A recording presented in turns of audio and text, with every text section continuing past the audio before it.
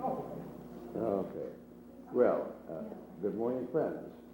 You know, I sometimes think about the 1,000-plus members of MAPC and how little some of us know of the individual experiences, life experiences of these people.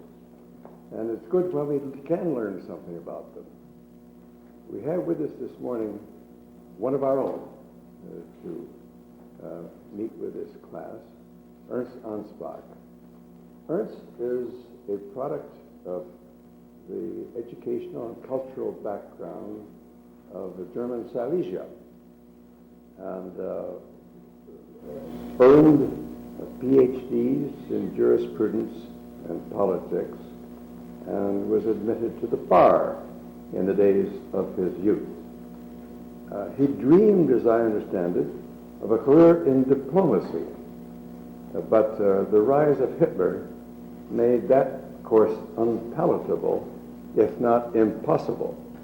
And so he went for what was presumably a less political direction in the German judiciary. But that, too, proved not to be what he wanted. Ernst had been, as a student and later, he tells me, a political activist of the Democratic Socialist persuasion.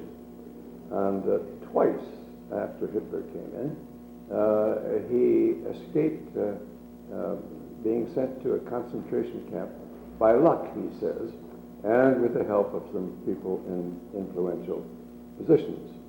In 1936, he got an opportunity to go abroad for studies, and that was how he got to the United States. He came here by 1941, when Pearl Harbor happened. He had not yet been naturalized as a U.S. citizen. And so for a time, he was declared, as a German, an enemy alien. But what was inside that skull of his was very important to American life. And when the paperwork got sorted out, he joined the U.S. Army and was set to work with the forces planning the expected Allied occupation of Germany. He will admit to having drafted a considerable amount of the occupation legislation. When the war was over and the occupation was set up, he went with the American team, the Allied team, to Germany, and had a very responsible position with Jack McCloy and other highly placed American officials there in managing the transition of Germany to its post-war status. He left the State Department later and went to Wall Street. And what I hear from him about Wall Street is that he didn't get rich, but he kept his integrity. Well, Ernst, as you know, for years has been a member of this congregation, and we are delighted to have him come to us this morning to talk about the church in Germany and the dictator. Ernst, it's yours. Thank you very much. It may strike you odd that I, being the only irreverent among the 5 speakers in this program, would still like to start you with a short reading from the good book. Since I never trust my memory, and exactly I will have to read. And I hope it is open at the right place, and indeed it is. Actually, our pastor used it somewhat more in more extended form for in the last few months for a sermon, and I'm not going to give you a sermon. So here it is, Romans 13th chapter, verses 1 to 5. Let every person be subject to the governing authorities, for there is no authority except from God. And those authorities that exist have been instituted by God. Therefore, whoever resists authority resists what God has appointed, and those who resist will incur judgment. For rulers are not a terror to good conduct, but to bad. Do you wish to have no fear of the authority? Then do what is good, and you will receive its approval. For it is God's servant for your good. But if you do what is wrong, you should be afraid, for the authority does not bear the sword in vain. It is a servant of God to execute wrath on the wrongdoer. I chose this reading because in what I hope to convey to you in the next half hour or so shows that even anything in the good book can be perverted and can be used for very bad purposes. Now, before we really get to the meat of what I hope to discuss, I must acquaint you with a setting which to most of you is strange, being used to the American church and its freedoms. Used also to what our pastor, Fred, is so hard working on creating to perfection, a church community, a koinonia, something which goes far beyond the portals of the church and binds the members together. If you therefore, even in the German Republic, the Weimar Republic before Hitler, would have come into Germany and joined a church, you would have felt rather odd, because this kind of koinonia simply never existed. The church had considerable freedoms. The Weimar Republic guaranteed this freedom for one and all, but the organization of the church really goes back much further into the past. Because you must remember that Germany is a relatively new country, as a nation even 100 years younger than America. Because up to that,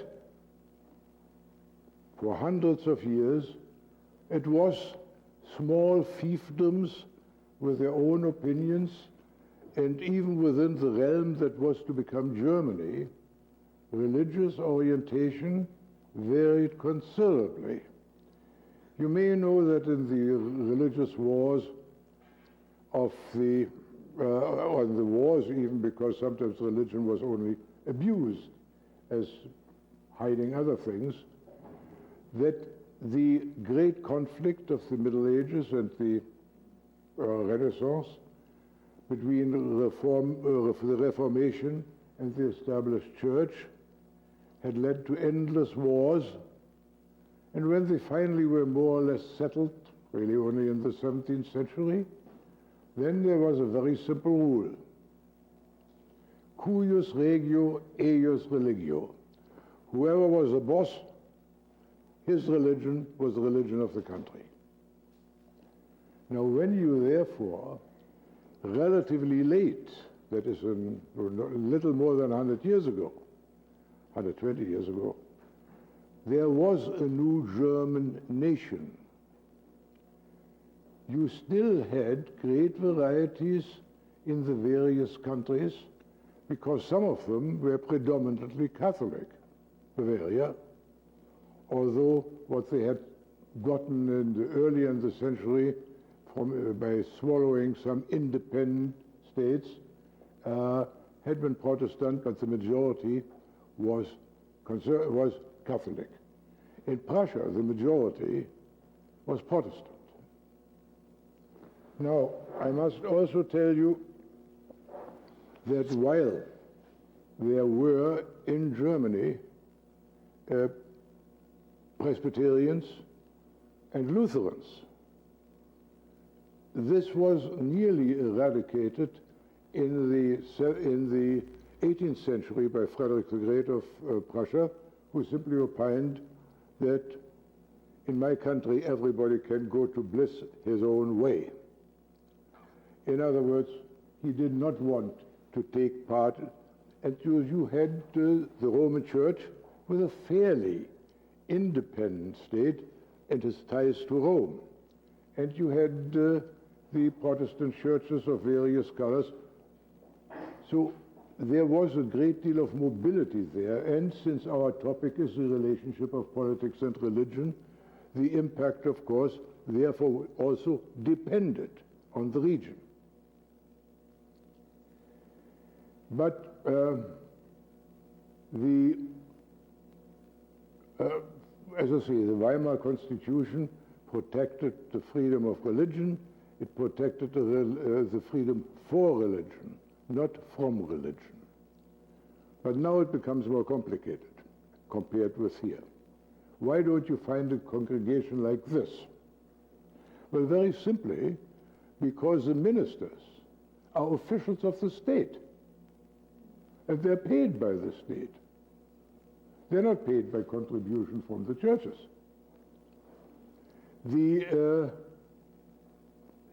whole organization of clergy ends up in some liaison within government, usually with a minister for religion, and that's it. Now, what is your congregation like? Well, your congregation depends on where you live, because if you would live, I mean, it doesn't work really for New York because there are too many churches in this area. But for instance, if this were the only Protestant church in the area, everybody born within a certain circumference of this church would be a member of this church, which doesn't mean that he would ever show up in this church. He just was a member. And had in the modest participation of laity in arranging for clerical questions, he had a vote. But basically, the official was sent by the upper authorities, ending in some kind of ministry in the state or federal government, and he was a minister. So, on the other hand, and as I say, the building also was maintained by the government. Now, who paid for that? Well, that was very interesting because it comes closer to tithing than with all goodwill we ever have been able to do here. You had to pay a Kirchensteuer, church tax. And the tax varied very little between the confessions. It was a fixed percentage of your income. And it was allocated to the needs of the individual churches. But if you were a member of this church but thought you really liked the preacher in another church better, you went there. And so this togetherness of a congregation like this was impossible. Now, were there some activities which were lay activities? Yeah. There were always little circles of elderly ladies who would knit. In one season there was their pulse warmers for the natives of Africa, because the word had spread that there was rheumatism, and there they thought that the best thing they could do is knit some little pulse warmers. I hope our missionary activities are more effective. So this was the general setup. Now, I could go on forever, but I think the boredom can cease here. The result was, of course, that the government also had an untoward influence on what happened in the congregations. Now, I think enough of that. If you have specific questions afterwards, I'll be delighted to answer them if I know the answer. And now, what happened? What happened when Adolf Hitler took over? Now, still one more remark. We are talking dictatorship. Adolf Hitler really was not a dictator. He was a tyrant. In the Greek definition of dictator, the dictator is a man in a democracy who in a time of extreme emergency is taking over, suspending some of what we would call civic rights. But he has to get out again as soon as this is over. So the Weimar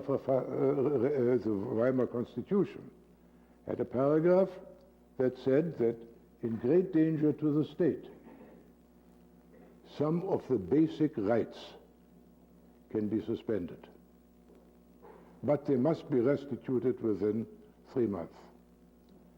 Hitler got full control of everything by immediately after getting to power, suspending the freedom, the very paragraphs and articles which gave people freedom.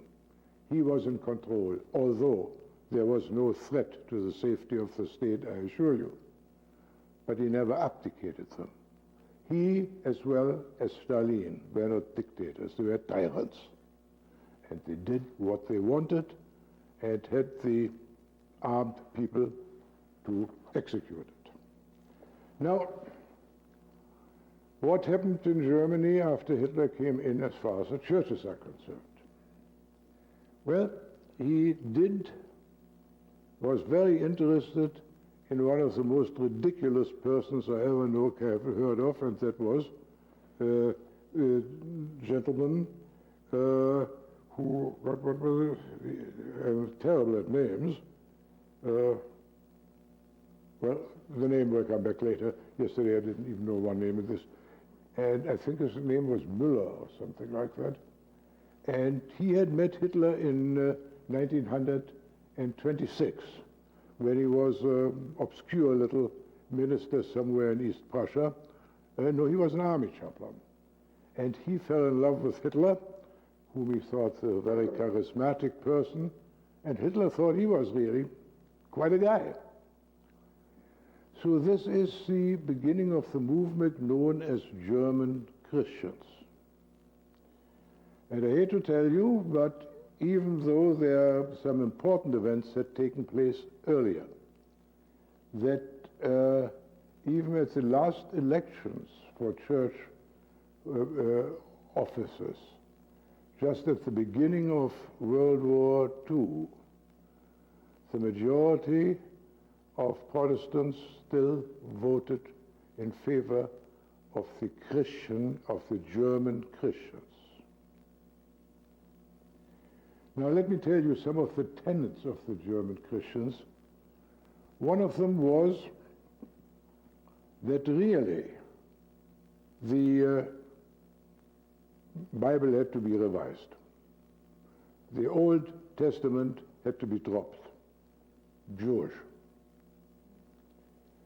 The St. Paul had to be dropped. They refer to him only as the rabbi. The St. Augustine was suspect. He still had that Jewish sense of guilt. And on the whole, it had to be recognized finally that the Holy Land was not Palestine. The Holy Land was Germany. And the real figure to bring this kingdom to be was Adolf Hitler. Now, I have not even treated you to the more ridiculous attempts which even that church did not try to enforce. There was, for instance, one proof that Jesus was really an Aryan. Because you see, Joseph wasn't his father, so he got rid of that Jew. And Mary, although that's definitely his mother, because of Immaculate Conception, had not inherited the Jewish genes. Now that's brilliant philosophy, religious philosophy. But that finally had become sufficiently ridiculous that a damper was put on all that, and actually what had been done was that perfectly unknown before, average Nazi Hans Kerrl was appointed as Minister for Church Affairs because of the ideas of the German Christians, which were really German heathens, had become too ridiculous. But he never was removed as Reichsbishop. He died in 1946 of natural causes, but he was still Reichsbishop. By the way, one other thing he did, as soon as the war broke out, he saw to it that all the younger members of the the confessional church, the Bekenntniskirche, about which something anon, would be sent to the front, and most of them died. It was always one convenient way of getting rid of people they didn't want, and where also, however, they didn't want the scandal of having murdered them. All right, now we have to go to the confessional church, which was formed in opposition to that, and of whom the first mover was a man who became a good friend of mine, Martin Niemöller, a wonderful man, a man, by the way, who in World War I had been a submarine commander, certainly was conservative, but didn't stay conservative. And he was a man who first, when Hitler had an edict out that pastors were prohibited from baptizing a Jew, even if he sought conversion, it was Niemöller who was a moving character in starting what's in German called the Bekenntniskirche. And he found good people to side with him, and of course the theologian in that group was Karl Barth, who was then, at first it was called just the Brotherhood of Pastors, and then it became the Confessional Church. And Barth was very much the mover in forming the doctrine. Barth himself had an out which very few people had. We are now getting back to Romans very shortly. He was a Swiss citizen. So when he had to swear an oath of allegiance in 1935, he simply could decline it and go home to Switzerland. I don't blame him. I don't blame him. In my own life, I came to the same portal and did not handle it as bravely as he did. But meanwhile, of course, there was a considerable difference between what happened in the Roman Catholic, predominantly Roman Catholic regions, and in the Protestant regions. Because in the predominantly Catholic regions, they always had more influence in politics anyway. In a country like Bavaria, for instance, it was a church who drew up the list of people to be voted for into their Landtag, into their state parliament. And they also had much more than the Protestants tried to be successfully a political influence, not always to the good of the country, I assure you. Well, the Catholic Church, again one step back, the Protestant Church on the whole had not mingled in politics. It was very rare that you got advice on for whom to vote from the pulpit. The Catholic Church had done that all the time.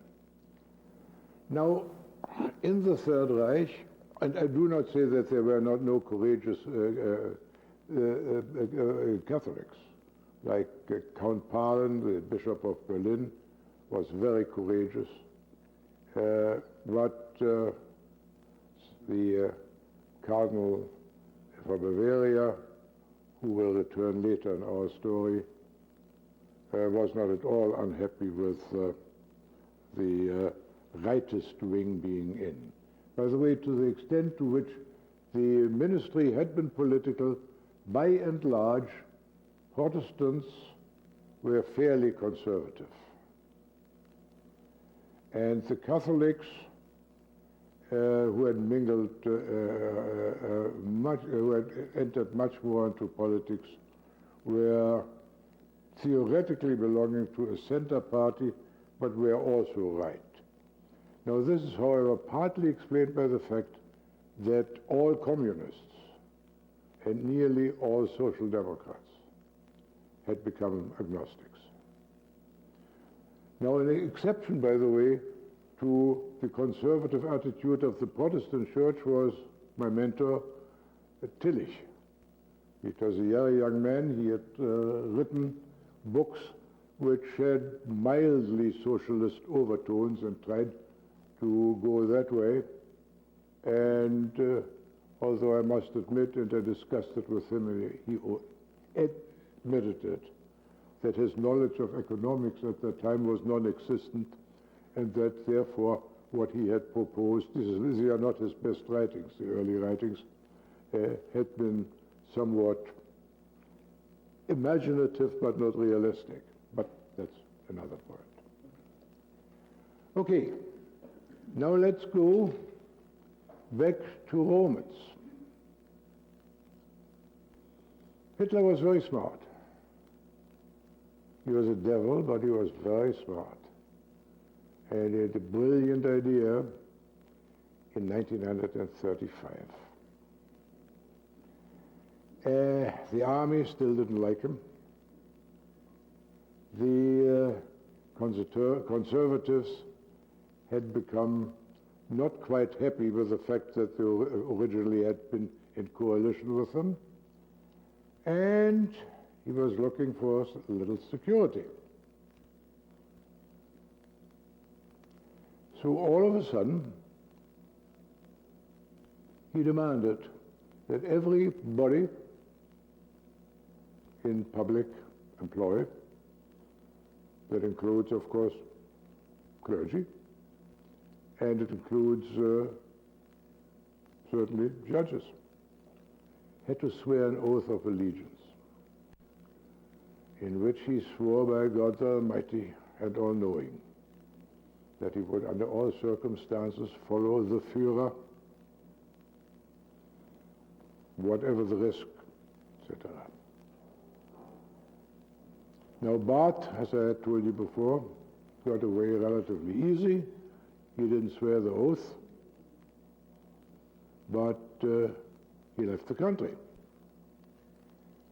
When it came to me, I was not in that enviable a position, because I knew that I would not ever feel allegiance to this man, and if possible work for his downfall. And I had to swear that oath. Now, having escaped the concentration camp twice, originally I said by sheer luck, I now would rather say by God's providence. A third time, I wouldn't have been that lucky. So what was my choice? Decline and die, or swear, perjury, and have another day. I chose the latter. I could not see any point in dying at that time. I thought there was still much to be done. Now, believe me, it's not easy to commit perjury if you are anybody. And in my case, it was made a little more difficult because the administrative head of the judiciary who administered the oath had a nervous tic. And if there's somebody there who goes that ich merke, but God Almighty, I'm not all knowing, it is not easy to keep your face straight, particularly if you also know that you're committing a real sin. I did commit it. And so did most of the generals. And so did most of the people. And now, there was something which helped Hitler not only immediately, but it slowed down the end, because an army who had been totally dissatisfied with Hitler and his believing that he was a great strategist was still so much under Prussian discipline. If you swear an oath, you have to stick to it, that this assured him of a nominal loyalty, which in the spirit of these people never existed. Very tough for the people who had to live there. Well,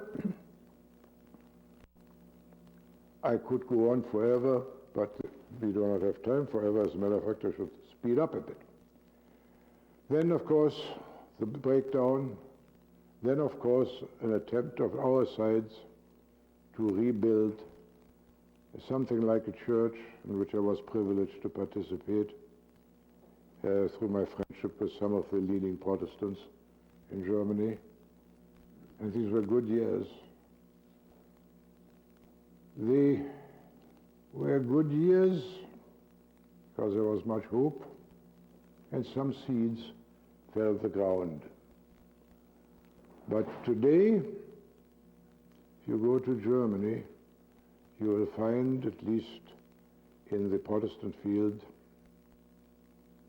very important and good theology and empty churches. We have saved some in the attempts, which were, by the way, the Catholic Church, and we worked together. I, for the High Commissioner, had the honor of being one of two.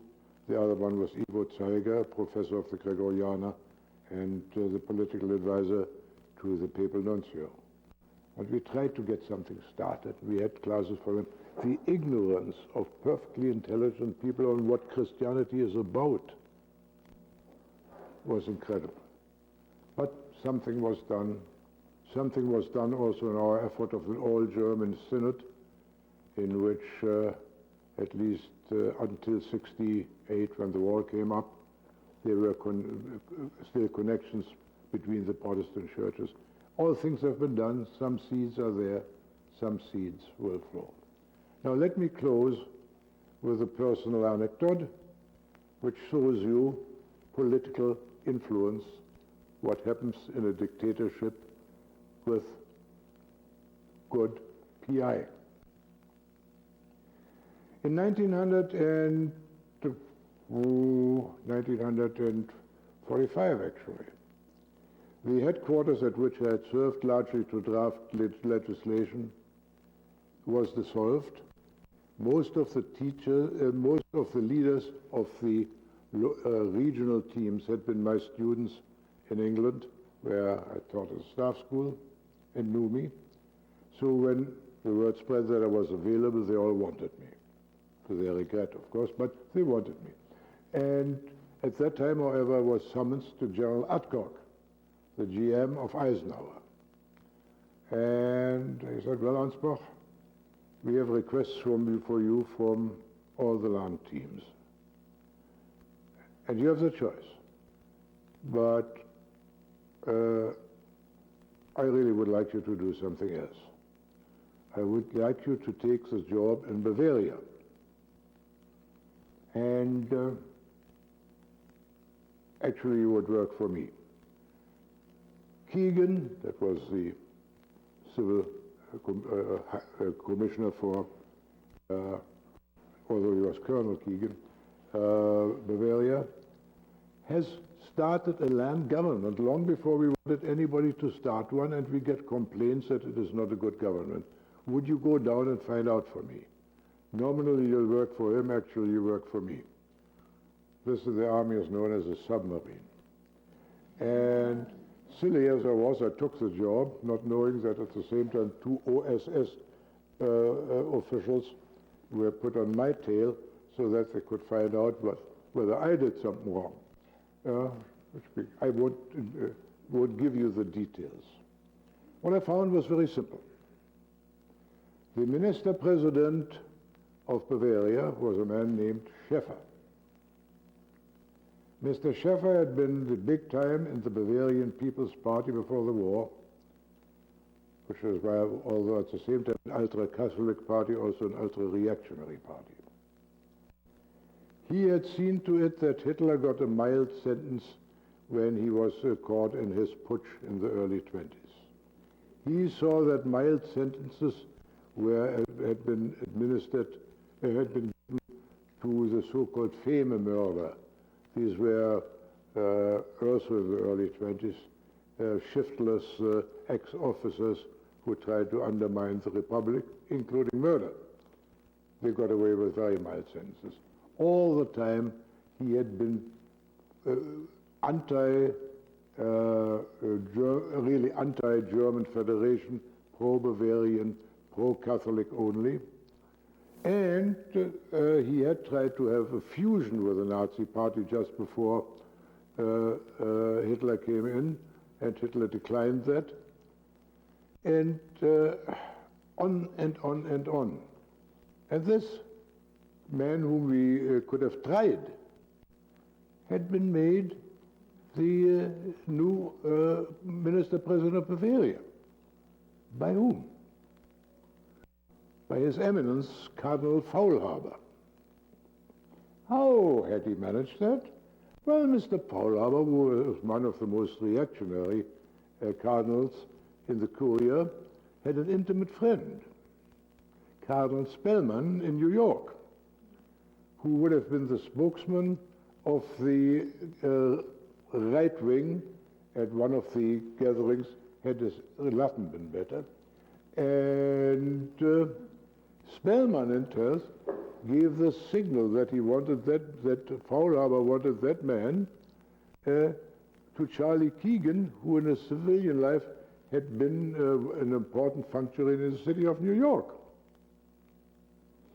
and who probably owed his job there to Spellman. Very nice game. It was very difficult to do this. I finally succeeded. But of course, I was ever since then on the marksmanship table for the Bavarian People's Party. I also succeeded once to crossing them up later, in which case there the RC Church caught up with me, and I got a demotion, which however then turned out to be, because Clay got cold feet. And then, however, it turned out that the demotion had been a promotion, because I started acting for a land commissioner in Hesse, who, as long as he was kept in women and in liquor, was very happy if he hadn't to do anything. As a result of which, as a political advisor there, I had a very interesting job. So you never think how things work out. But it gives you an idea, I hope, of what happens if religion is permitted to influence politics as it can do if a dictatorship so orders. Thank you for your attention.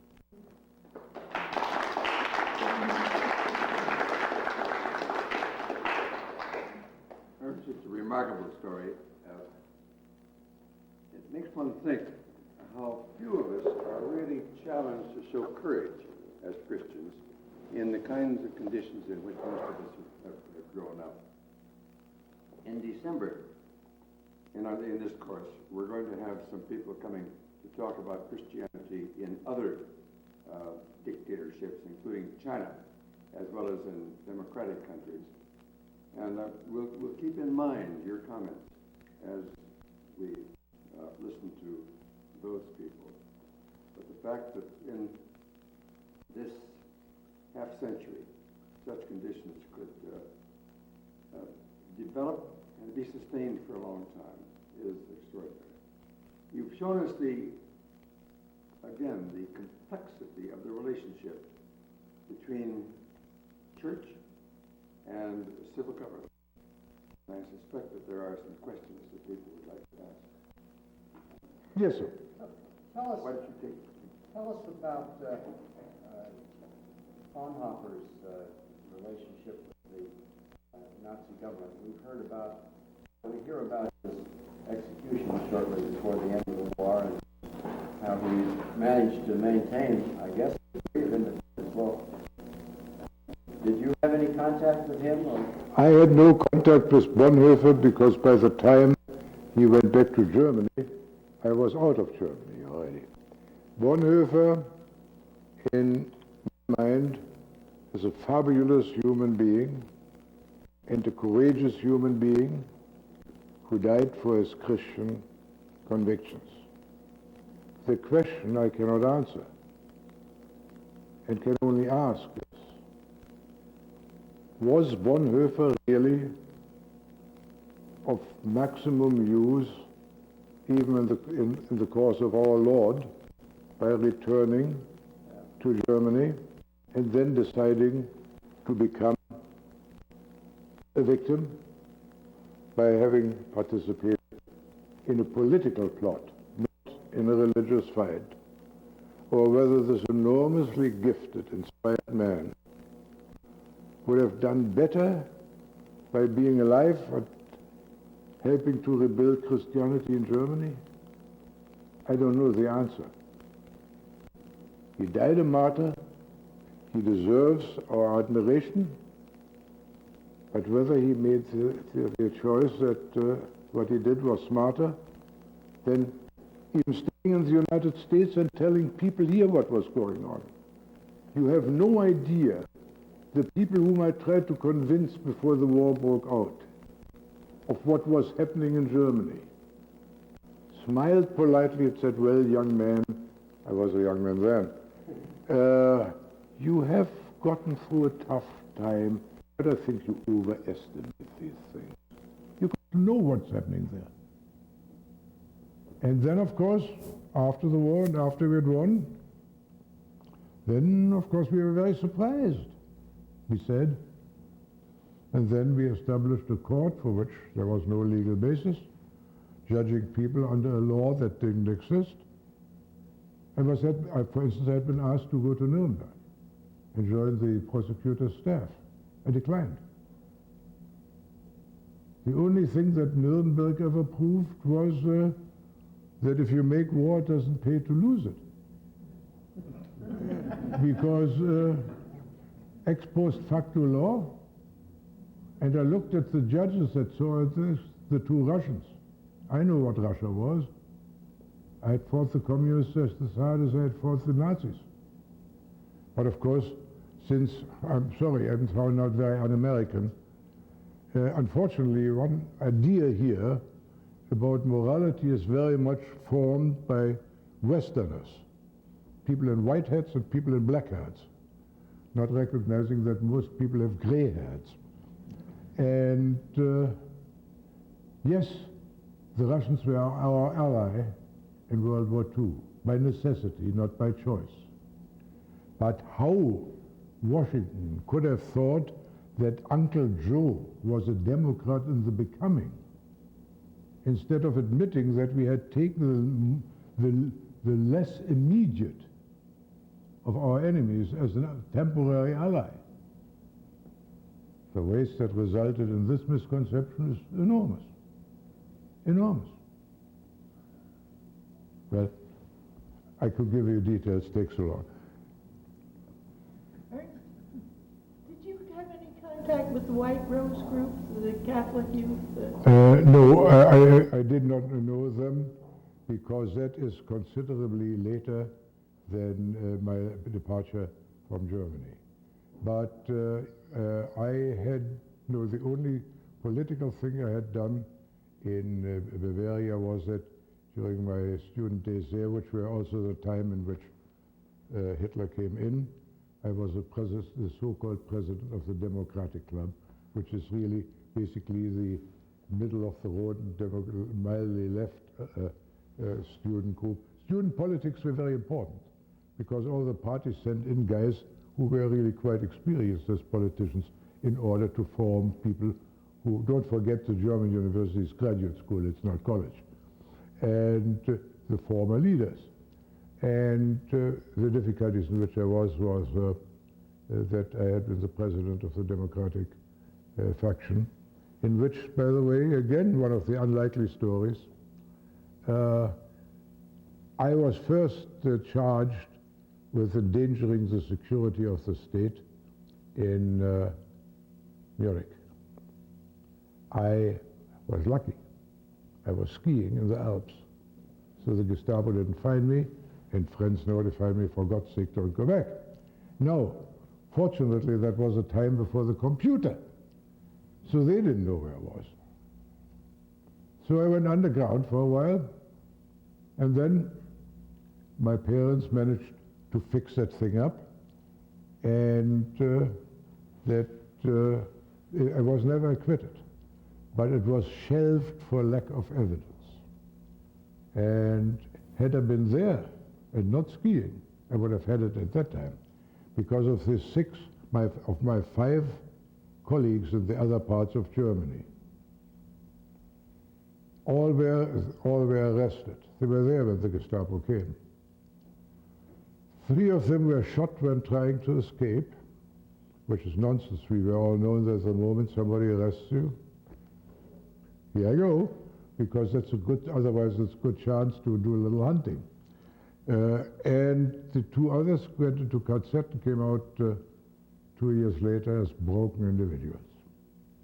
So, but at that time, the interesting thing that the proceedings against me, the liberal rector of Munich University, was a moderate Catholic, who had seen me at least once a week, did not remember me. But in my favor witnessed the 2 witnesses of the 2 Nazi leaders in the when I had been in Freiburg and Breisgau, and who testified that I always had been anti-Nazi, but equally ardently anti-communist.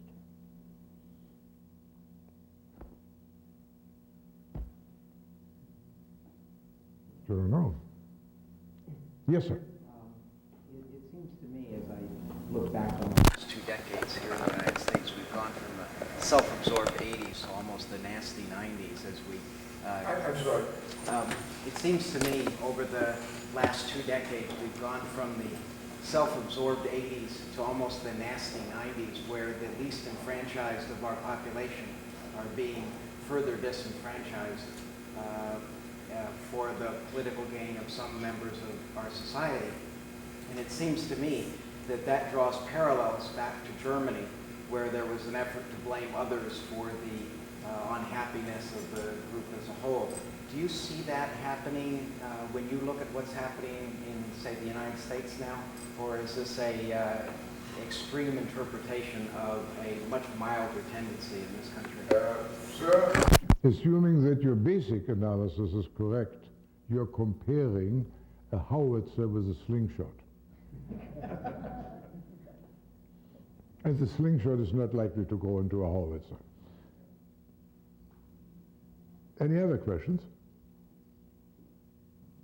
Well, then thank you very much, and thank you for your overly generous introduction.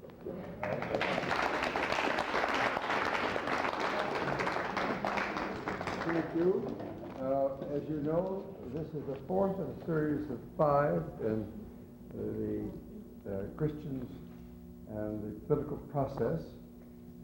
We've been very fortunate, I think, in this series with Don Schreiber, first leading us out in that philosophical statement, Scott Matheny, Fred Davey last week with his comments on the city of New York and how a Christian minister can be the deputy president of the borough of Manhattan, Ernst today, and next Sunday, David Reed is going to wind up the series for us. So we'll look forward to seeing you then also. Thank you, Fritz, very much indeed.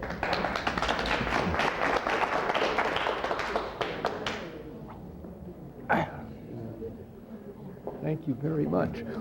Would you like a ride uptown by any chance? No, thank you. You're, All right. You're very Because kind. I'm on my way. Right. Well, No, I think I will attend divine services. Oh, I went to the early one. I Right. see. Okay, well, Right. many thanks. You should know what difficulties I had to be here. I can always work with Westport 11 to 1 at night Yeah. to get up in the morning. Well, you did it. It was very interesting. I know I was in the Netherlands, Oh, so yeah. we had, of course, there are also the churches with an SS always in the background.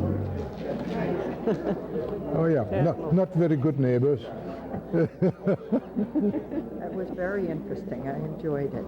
Thank you very much. And my great-grandmother came from Heidelberg. Oh, really? They were persecuted. That was where our Emigrated to England, yeah. and then from England to America. Heidelberg was our first headquarters. I mean, I say Sixth Army Group headquarters, Wow. which was in charge of military government.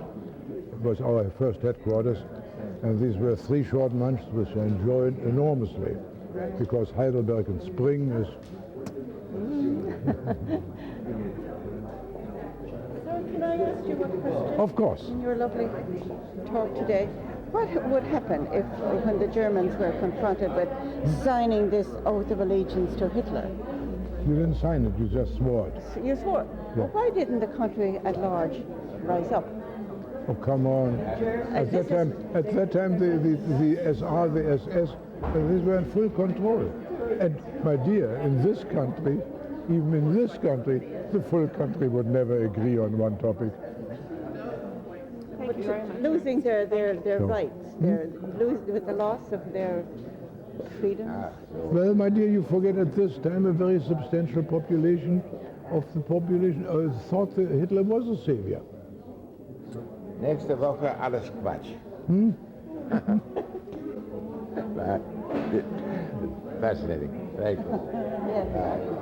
Well, of course, I had sort of to cut down all kinds of things. Oh, I didn't want to make it too strange.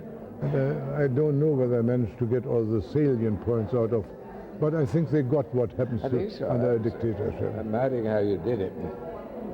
Next week, I don't know how to sort things out, but I'm going to try to take it as you did it, a bit autobiographically, but I don't know how much to get into on this church-state relationship, because I've experienced it in Scotland. There was this church, the state. I was the old kirk, not the free church.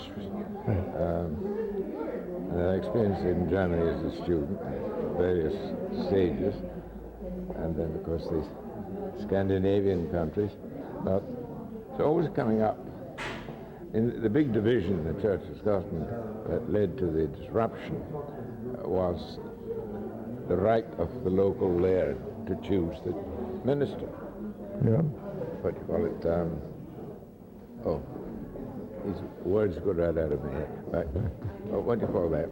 Nominating the minister. That right was conferred by the state, by the establishment, on the local laird. And I think I'm going to mention this story. I was just been ordained, sitting in a train, talking to an older minister. And we were talking about this disruption that just tore the church in half, and the question of nomination, patronage, the word I want, patronage, the right of patronage. And then he said to me, young man, he said, I know all the arguments against patronage by the state through the local laird. It's against the Bible, it's contrary to my conscience of a good Christian to allow that sort of relationship. But let me tell you, the practical results were far better. The minister was chosen by the good Christian laird instead of these committees today. Always go wrong. I must remember that. A lot of these things where you can see quite clearly and on theological terms what's right and wrong, and yet work it out in practice. What do you do? Like the decision that you mentioned that Bonhoeffer had to make. I think I admire him, but he would have been be able to do more alive than dead. he would have. I think so. It's tragic. Yeah. Never understand why. I was only about 20 miles away, Yeah. just about to be liberated when he was taken on, hanged. Patton had been 12 hours earlier. He'd been free. Yeah. Yeah. These are the questions we have to ask the Lord sometime. Oh yes. Yeah. So see you on the battlefield, sir. That's right. Which reminds me, That arrangement, by the way, should be better for you also, shouldn't it? I'm not sure. I think better on my feet, standing. On the other hand, My feet just get tired. I'm getting it. I'll see how I feel. I told you about Claire Luce's, what she told me the day of Harry Luce's funeral. I think he ever made in his life, and mine. She said, I want to tell you, she'd been doing everything in her power to get him swung over into the Roman Church. Yeah. I want to tell you that I went to see my priest this morning, and I said to him, I want you to know that my belief is that my Harry is now in the presence of God. And you know what he said? I said, no. He said, I believe that too. And I believe that the first thing he said was, I got a couple of questions for you. I could just see you. Oh, man, you know, always question, which is good, I suppose. Mm-hmm. Yeah. Okay. Ernst, thank you. That came through very well. I've been speaking with a number of people here. Well, I'm glad it works out. I don't know how I covered all that ground in the time. I don't either. No. Well, Thank you. That was some Yeah. bad experience. yes, you can call it that. Why were you put in placed in concentration camp the second time? Why were But you put in the concentration camp? I was not. I agree with them. Oh, I thought you said you escaped. I I escaped. I escaped. The second time I was on a list which was, well, that is a very complicated story, but if they would have gotten me, I would have been dead, not concentration camp. A friend of mine who worked in the upper level of the Nazi party called me up and said, without identifying his name, Ernst, for your walking trip to the giant mountains, lots of fun. I said, are you crazy? I'm not going to the giant mountains. I'm preparing for my skateboards. He said, if you are not going, you're crazy. So I understood. 1 hour later, the Gestapo was in my place, and all the people they arrested on the day were killed. But why were they looking for you? Because they wanted me dead. But why though? Because I was an effective opponent of the system. But I don't understand how it was so easily or not easily determined that. Everyone have to declare whether you were you could never be Well, my dear, political, right? I had a record of having worked actively for the Democratic Party. I see. Okay. Okay? Yeah. No wonder. The howitzer was trained on you. Yeah. Thank you very much. I You're very enjoyed your welcome. comments. Thank you. Well, I better go to attend divine services now. Sure. Like to be able to move around a little.